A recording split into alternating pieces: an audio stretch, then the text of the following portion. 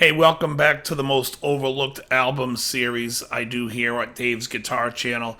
And we are on episode 31, and these are all in no particular order. This next album is one of my all time favorites on my short list of albums that I would take on a desert island. It is Heaven or Las Vegas by Cocteau Twins. Now, the Cocteau Twins are Liz Fraser, Robin Guthrie, and Simon Raymond. By this album, Simon's joined the band. I think he's been in the band a few years.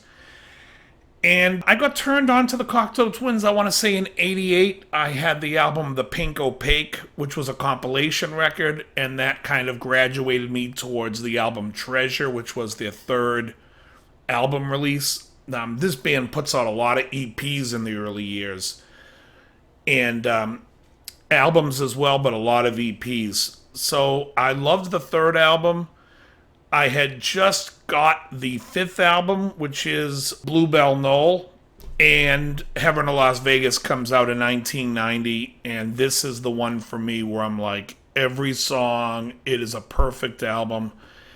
And I can't say much about it other than it's an acquired taste for these songs. The guitars by Robin Guthrie are very ethereal and spacious, and he plays beautiful things. He's a great player.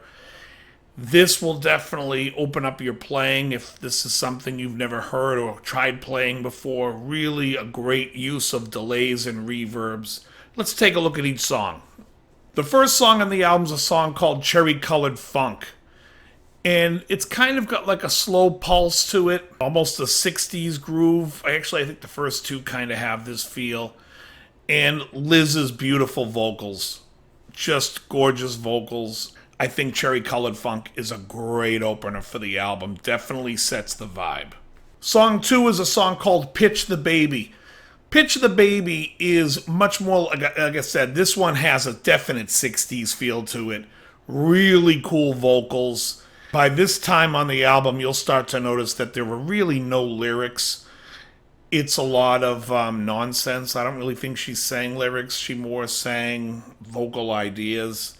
And it's strange until you get used to it, and then either you like it or you hate it. I love it. Song 3 on the album was the single on the record. It's called Ice Blink Luck. Probably my favorite song on the record, if not one of my favorite songs on this album. On the Ice Blink Luck single, I believe, there was a couple of songs. One was called Watchlar. I can't really recall the other name, but they're not album tracks, but they were also great songs. But Ice Blink Luck, phenomenal. Pop goodness. Check it out. Song 4 is a song called 50/50 Clown. This song has like a driving pulse to it, and these haunting harmonies by Liz are just great. I love it.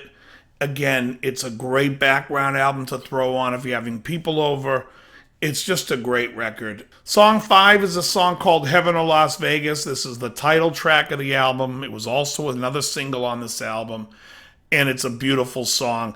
You can hear, when you hear the song Heaven or Las Vegas, you'll hear where the Cranberries, Sinead, the Sundays all got their sound from Liz.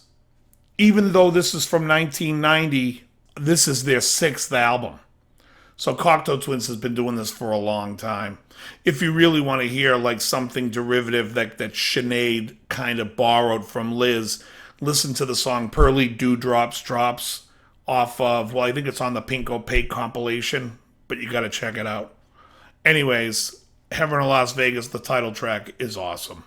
Song 6 is a song called I Wear Your Ring, and it is, again, a really nice song.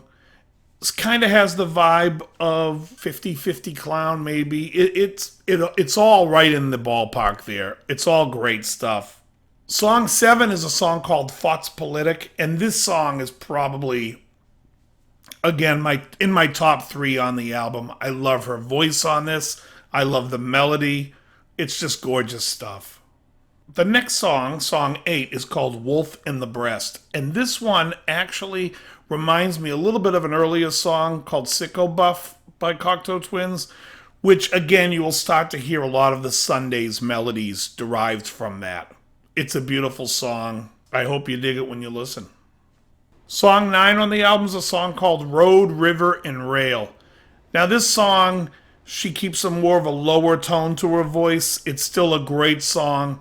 Something I noticed a little earlier on the albums, towards the end of the albums, there tends to be a little bit more of a mellower vibe vocally, and this is no different. Road, River, and Rail is awesome. The last song on the album, song 10, is a song called Froofroo Foxes and Midsummer Fires. It takes me back to their album, Victorialand.